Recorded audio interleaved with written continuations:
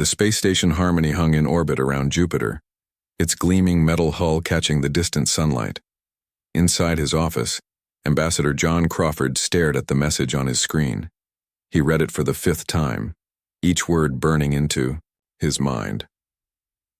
The vote had been unanimous. After 100 years of alliance with the Galactic Confederation, humanity was leaving. John ran his hand through his graying hair and looked out the viewport at the stars. For 20 years he had served as Earth's voice to the galaxy. 20 years of compromise, of giving more than taking, of watching humans solve the problems other species created. 20 years of being patient while alien diplomats sneered at primitive humans behind barely hidden contempt.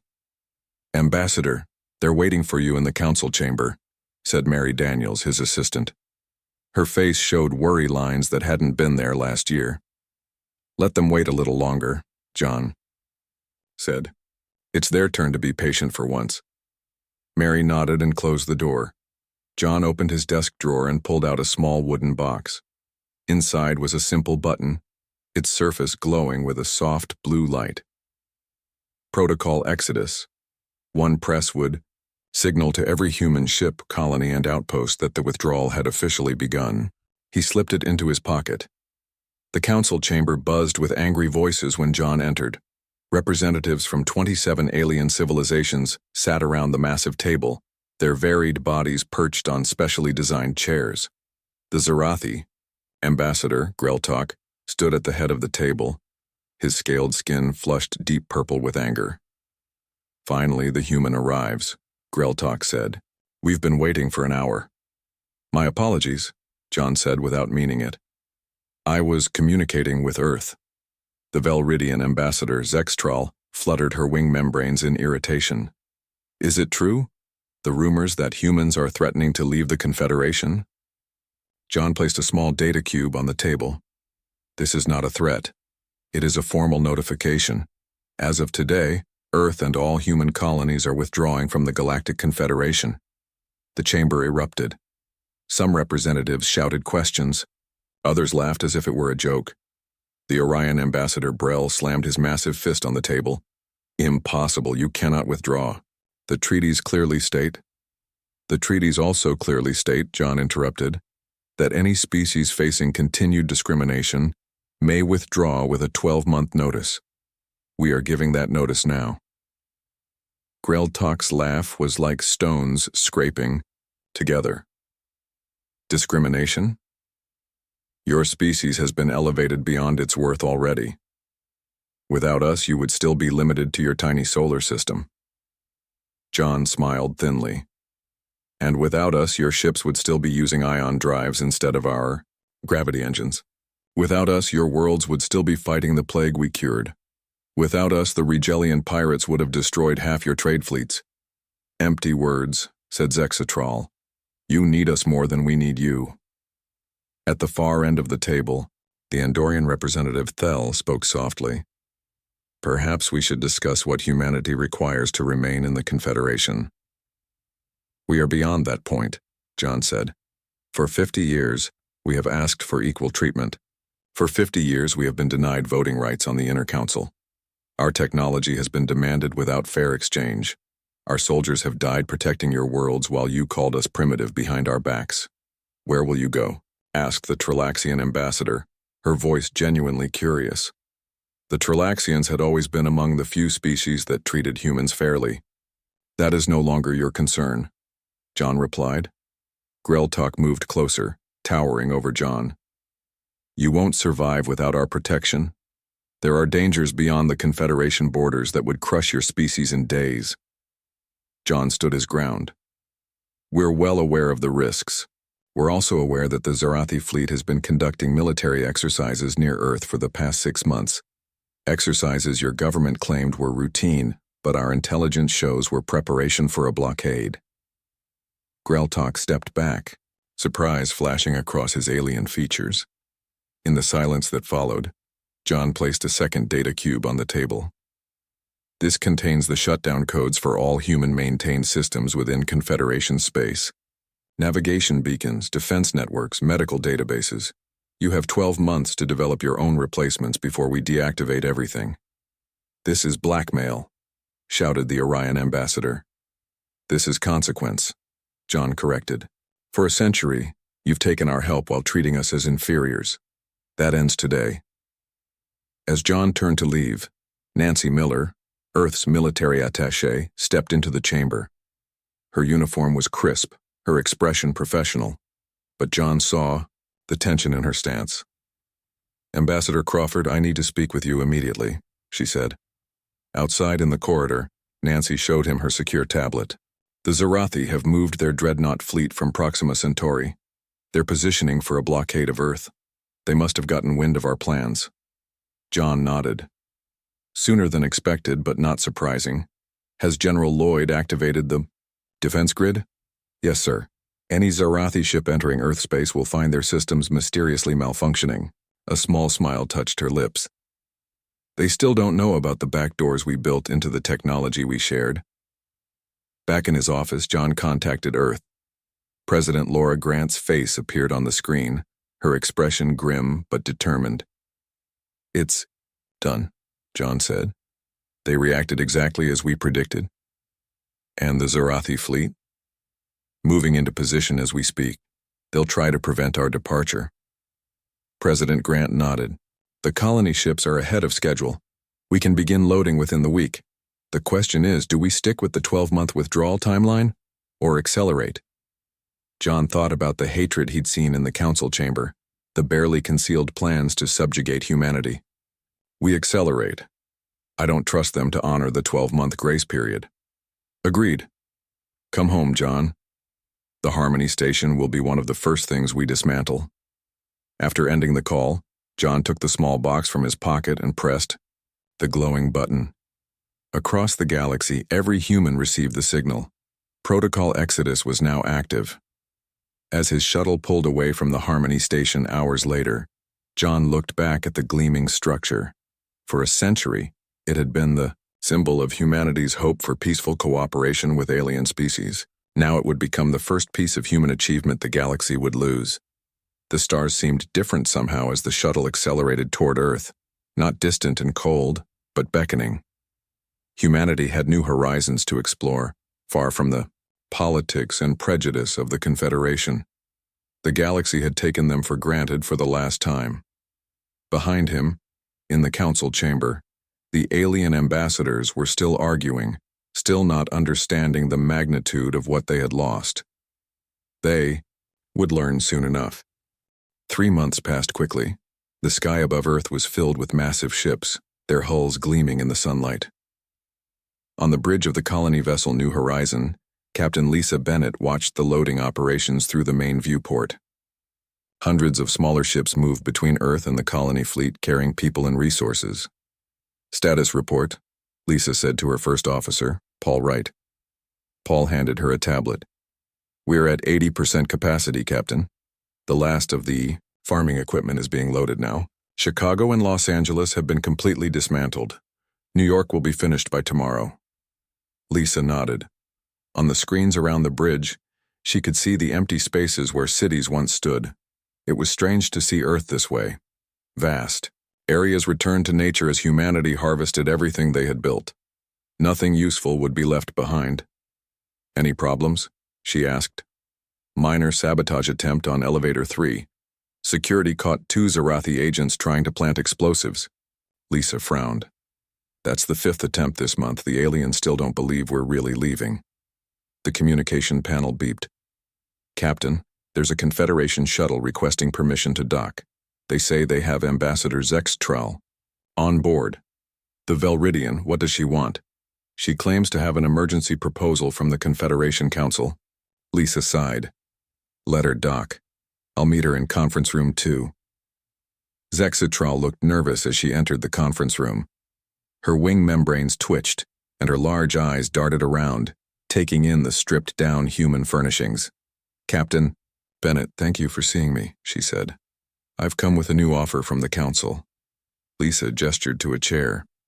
You're welcome to sit, Ambassador, but I should tell you that nothing you offer will change our plans.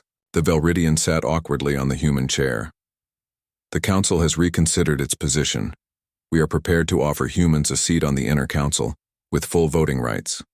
We will also reduce technology sharing requirements by 50%. Lisa almost laughed. 3 months ago that might have meant something. Now it's too late. Please, you must understand. The Confederation needs humanity. Already, systems are failing that your engineers maintained. Trade routes are becoming dangerous without your patrols.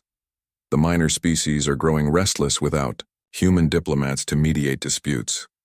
You had 100 years to treat us as equals, Lisa said. Instead, you treated us like useful pets. Zexatral's wings drooped. Not all of us. Some species argued for better treatment of humans. But not enough of you, Lisa replied. Not when it mattered. The ship's alert system suddenly blared. Paul's voice came over the comm. Captain to the bridge, the Zarathi fleet has entered the system. Lisa stood. Excuse me, Ambassador. It seems your colleagues have made their move. On the bridge, the tactical display showed 50 Zarathi warships approaching Earth. They're broadcasting on all frequencies, the communications officer said. They're demanding we halt all evacuation operations immediately. Lisa took her command. Chair. Put Admiral Rogers on screen. Frank Rogers appeared on the main display, his weathered face calm despite the situation. He commanded the defense fleet from his flagship Guardian. I see our friends have finally shown their true colors, Frank said. 3 Zarathi battle groups, just as we expected. Are we ready? Lisa asked. More than ready. The moment they enter Earth orbit, we activate the countermeasures. Lisa nodded. Do it. On the tactical display, the Zarathi ships continued their approach. Suddenly, their formation broke apart.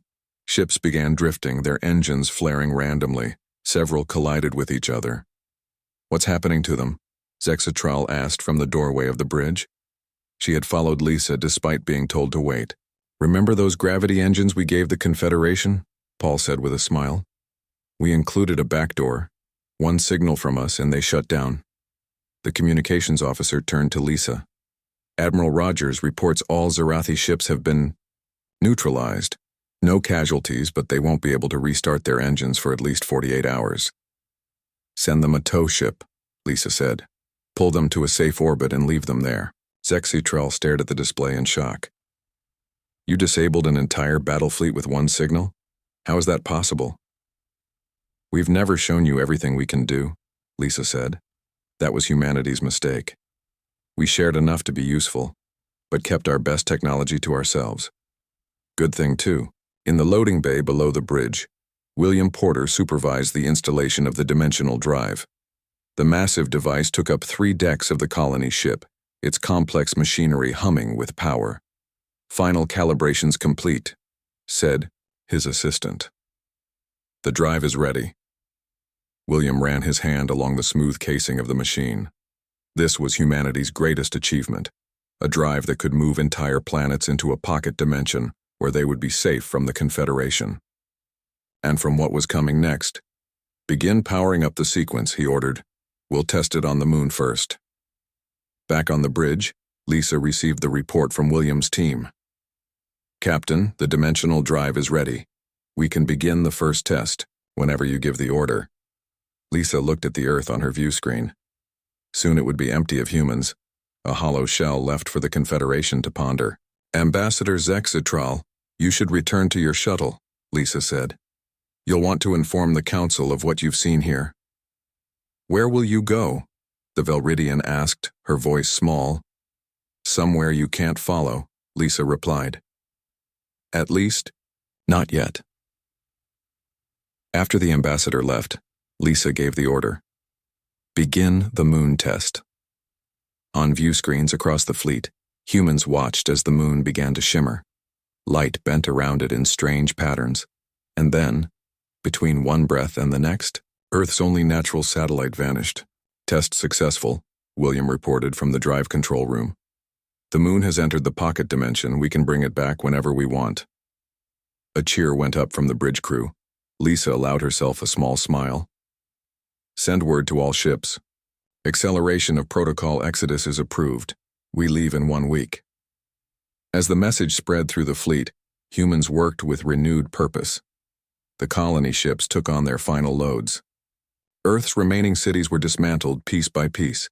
The Confederation sent message after message, offers and threats mixing together. Lisa ignored them all.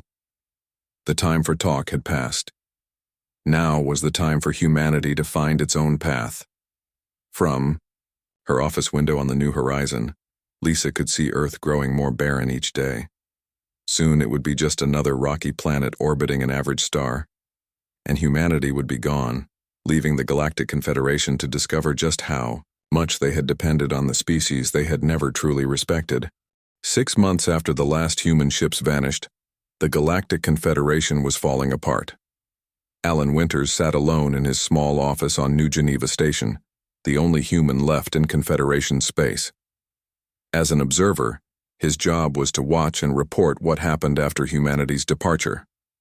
So far, it was exactly what they had predicted.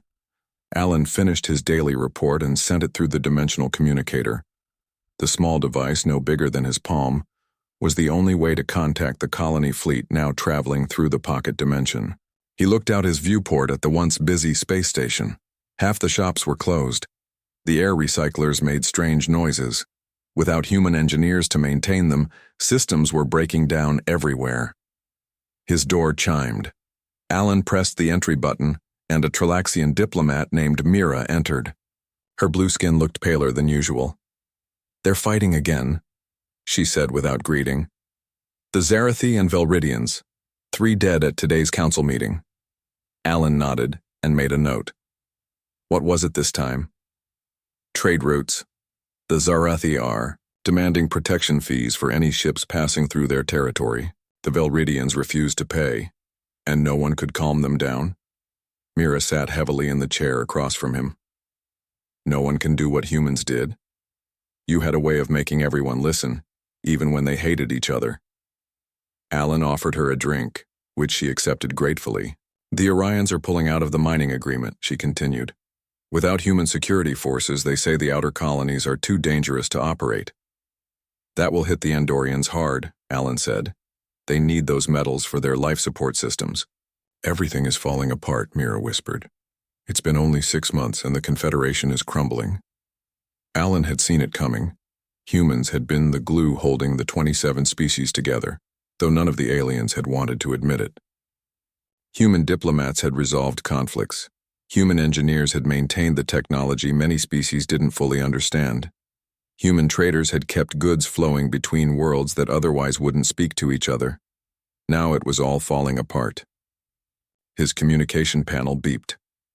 "Incoming transmission from Zarathi High Command," the computer announced. Alan raised an eyebrow. The Zarathi hadn't spoken to him since humanity left. "Put it through." The scaled face of General Kraz appeared on screen. "Observer Winters, you will provide us with the shutdown codes for the defense grid around Proxima Colony immediately." Alan smiled slightly. "I don't have those codes, General. As you know, all human systems were either removed or deactivated when we left." "Lies. The grid is still active, but it no longer responds to our commands.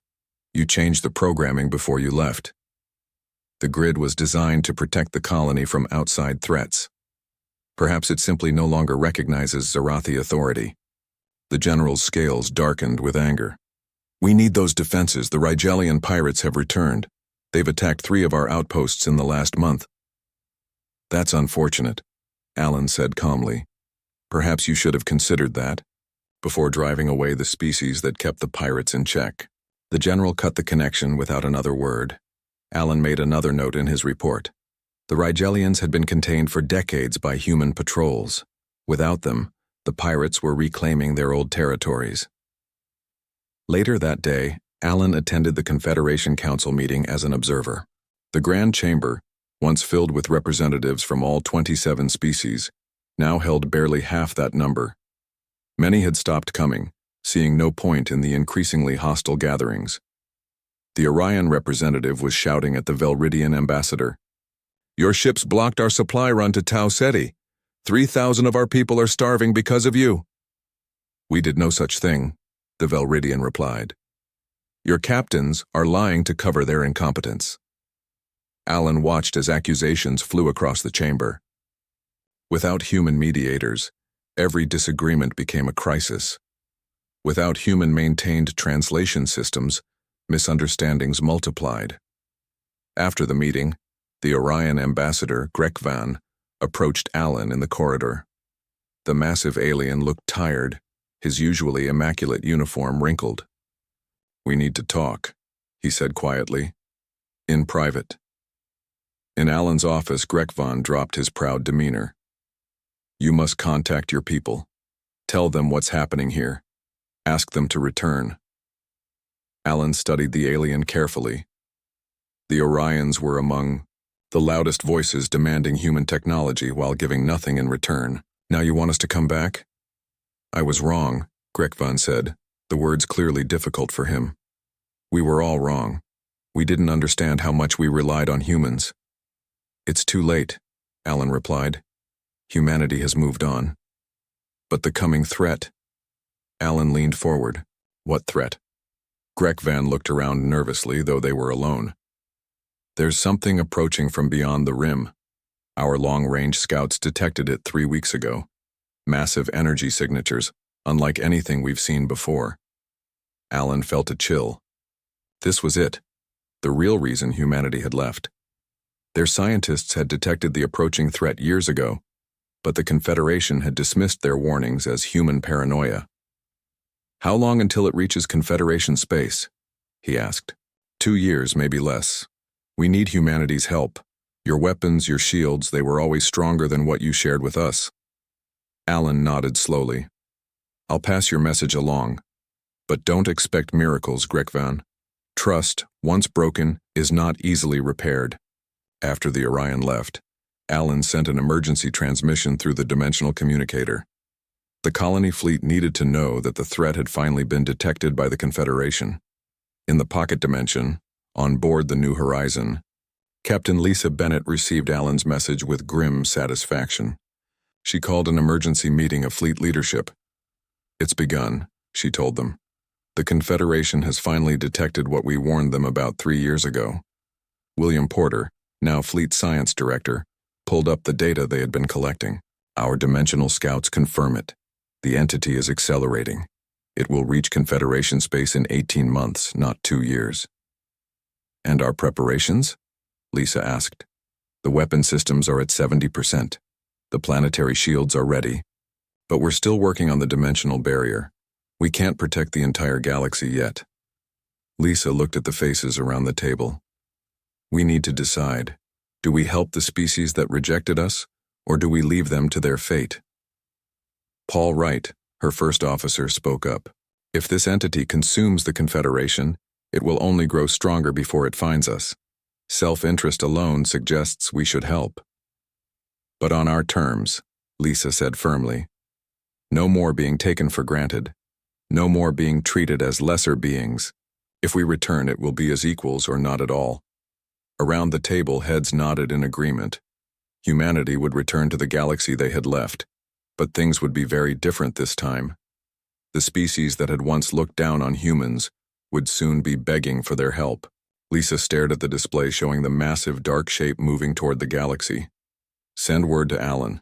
Tell him we're coming back. But the Confederation needs to understand. This time, we set the terms." A year had passed since humanity's exodus. The halls of the Zarathi Research Center on Proxima 4 were quiet as Kevin Foster moved through them. His steps were careful, his body hidden beneath a holographic disguise that made him appear as a Zarathi technician. As one of the few human spies left behind, his mission was to gather intelligence on how the Confederation was responding to humanity's departure. Kevin slipped into an empty laboratory and connected his data device to the main computer. Files began transferring immediately. What he saw made his eyes widen. The Zarathi weren't just trying to copy human technology. They were desperately trying to understand it. Schematics for gravity engines, shield generators, and weapon systems filled the database. None of their attempts had been successful.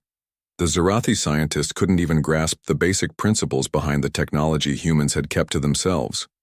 A file labeled Human Containment Protocol caught his attention. Kevin opened it and felt a cold anger build inside him as he read. The document detailed plans that had been in development for decades, plans to confine humans to their solar system, to take their technology by force if necessary, and to ensure humanity never gained equal status in the Confederation. "I knew it," Kevin whispered. The plan had been signed by representatives from the Zarathi, Velridians, and Orions, the three most powerful species in the Confederation, the very ones who had pushed humans the hardest. A noise in the corridor made Kevin disconnect quickly. He slipped out through a service duct and made his way back to his hidden ship. Once safe, he transmitted his findings through the dimensional communicator to the colony fleet. In the pocket dimension where humanity had taken refuge, William Porter studied the incoming data from the dimensional scouts. The screens in his laboratory showed a massive dark shape moving through the void between galaxies. It wasn't a ship or a fleet. It was something else entirely. A living darkness that consumed everything in its path. "Any change in its trajectory?" he asked his assistant. "No, sir. It's still headed directly for the Velridian home system. Estimated arrival in 14 months. William nodded grimly. The entity they had detected 3 years ago, the real reason humanity had accelerated its departure from the Confederation, was getting closer. They had warned the Confederation Council, presented their evidence, but had been dismissed as paranoid. Now the aliens were finally seeing the threat for themselves. The door to the lab slid open, and Susan Clark entered. As Earth's leading xenobiologist, she had been studying the entity since its first detection. "I've completed the new analysis," she said, placing a data pad on William's desk. "It's not just coming to feed.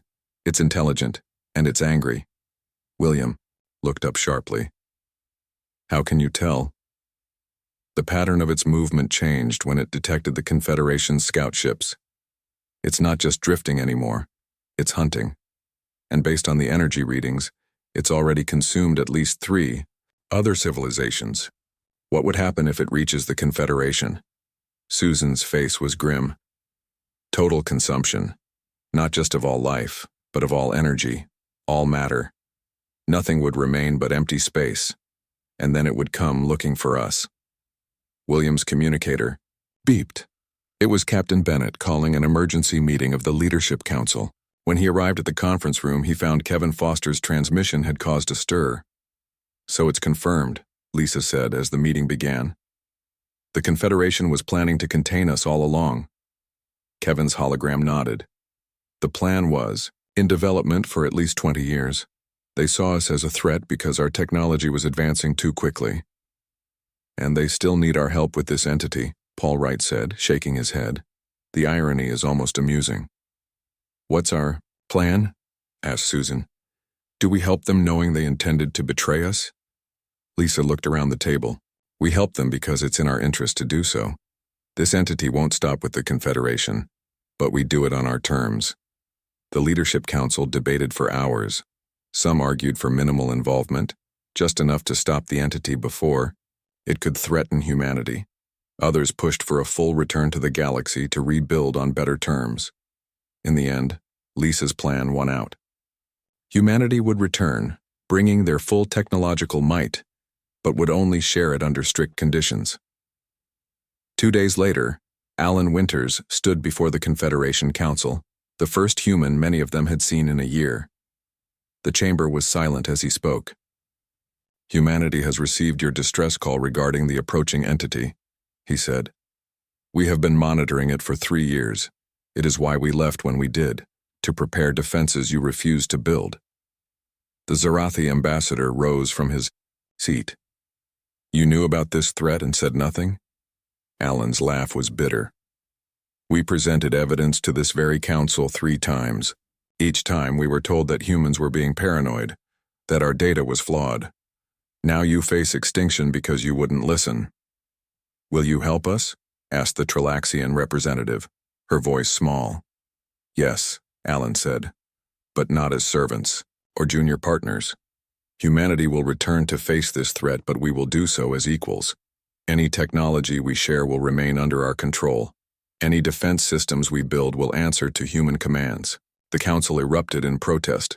The Orion ambassador shouted about sovereignty. The Velridian representative hissed about pride. Only the Andorian delegate remained silent, watching Alan with understanding eyes. When the noise died down, Alan continued, "These are our terms. Accept them or face the entity alone. You have 3 days to decide." As Alan left the chamber, the Andorian delegate followed him. "They will accept," he said quietly. "They have no choice." "I know," Alan replied. "Fear is a powerful motivator." "Was it all planned this way? Your departure knowing this threat was coming?" Alan paused before answering. "Not initially. We truly wanted to be partners in the Confederation, but when we discovered both the entity and your plans to contain us, we realized we needed to develop our defenses away from prying eyes. And now you return stronger than ever, at the moment of our greatest weakness. Think of it as a second chance for all of us," Alan said. "If we survive this threat, perhaps we can build something better than the Confederation, something truly equal." Back in the pocket dimension, the human fleet prepared for return. New ships, built with technology the Confederation had never seen, stood ready. Weapons capable of fighting the entity were loaded and tested. And on the bridge of the Reconciliation, Richard Hayes watched the final preparations with determination.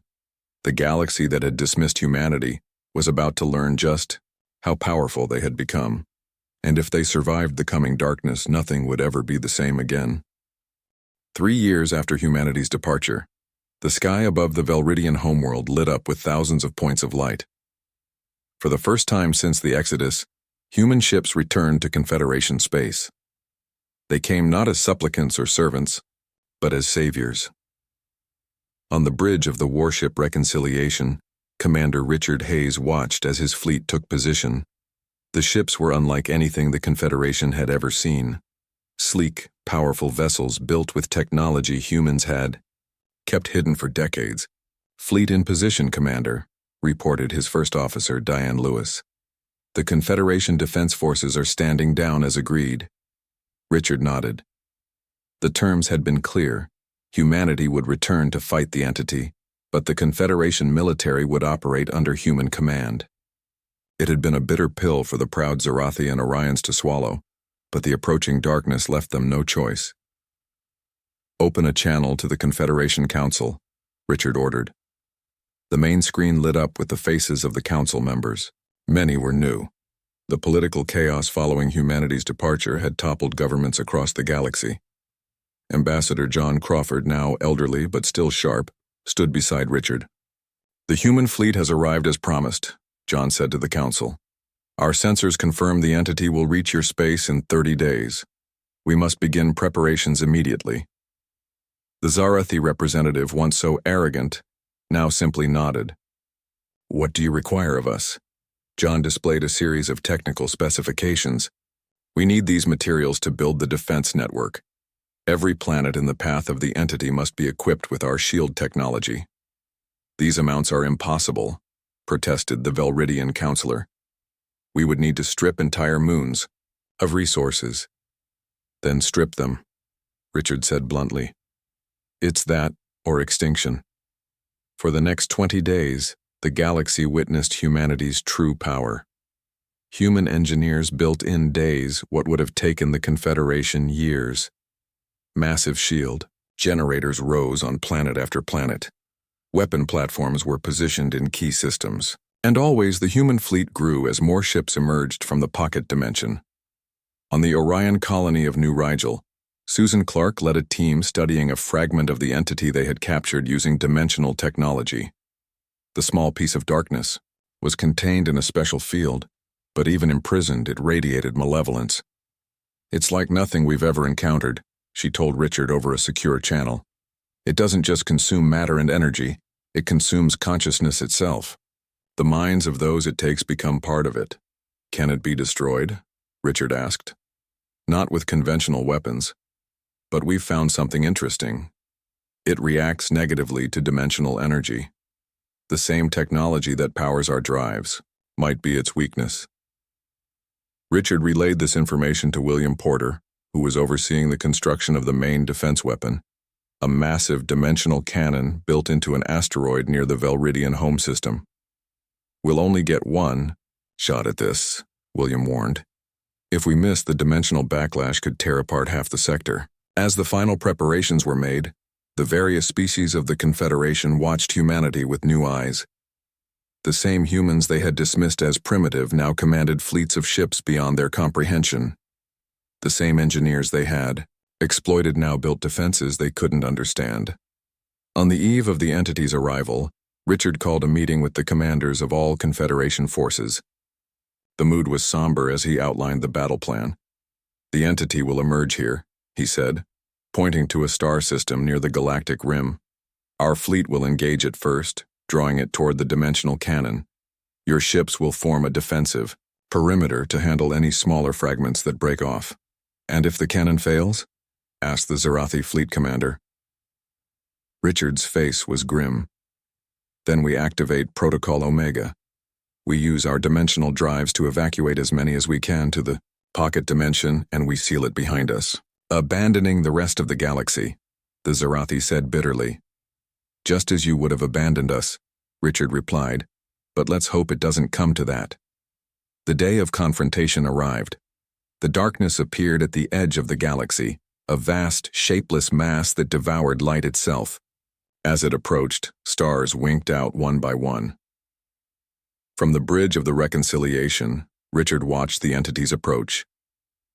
"All ships, battle positions. Remember your training." The human fleet moved forward to meet the darkness. As they fired their weapons, the entity seemed to pause as if surprised by the resistance. Then it surged forward, tendrils of darkness reaching for the nearest ships. "It's adapting to our standard weapons," Diane reported. "Shields are holding, but it's learning quickly." "Commence dimensional attack pattern," Richard ordered. The human ships began firing specialized weapons that tore small holes in space-time. Where they struck the entity, it recoiled, parts of its mass disappearing into the dimensional rifts. For 6 hours, the battle raged across the star system. Human ships darted in and out, drawing the entity toward the waiting cannon. Confederation vessels held the perimeter, destroying smaller fragments of darkness that broke away from the main mass. Finally, the entity was in position. "All ships clear the firing zone," Richard commanded. "William, the cannon is yours." From his control center, William initiated the firing sequence. The massive asteroid housing the dimensional cannon began to glow as power built up. 10 seconds to firing, he announced. 9, 8. The entity, sensing the danger, surged toward the cannon. 3, 2, 1. Fire. A beam of pure dimensional energy lanced out, striking the entity dead center. For a moment, nothing seemed to happen. Then the darkness began to twist and contort as if in pain. A silent scream seemed to echo through space as the entity was torn apart, pulled into countless dimensional rifts that opened within its mass. In a final desperate act, it sent tendrils toward the nearest planets. The shield generators activated, just in time, blocking the attack. The darkness thrashed, weakened but not defeated. "Second firing sequence initiated," William reported. "Maximum power." The cannon fired again. This time, the entity couldn't resist. Its mass collapsed inward, pulled into a dimensional vortex of its own making. With a final silent flash, it vanished from normal space. Cheers erupted across the fleet. Human and alien alike celebrated the victory that had seemed impossible only months before. On the bridge of the reconciliation, Richard allowed himself a small smile. "Open a channel to all ships," he said. "The entity has been defeated, but our work is just beginning." In the aftermath, human representatives met with the Confederation Council. John Crawford, using a cane now but standing tall, addressed the gathered species. "Today marks a new beginning," he said. "The old Confederation is dead. In its place, we propose a new alliance, one of true equals. Humanity is here to stay, but we will not be taken for granted again. Those who wish to join us as partners are welcome. Those who don't can find their own path." As the council chamber erupted in discussion, John turned to Richard. "Do you think it will work this time?" Richard looked at the alien representatives with cautious hope. "They've seen what we can do, both as enemies and as allies. I think they'll make the right choice, and if they don't..." He left the sentence unfinished, but John understood. Humanity would never again allow itself to be exploited or dismissed. The galaxy had learned its lesson in the hardest possible way. The species that they had once looked down upon had saved them all, and in doing so, had changed the balance of power forever.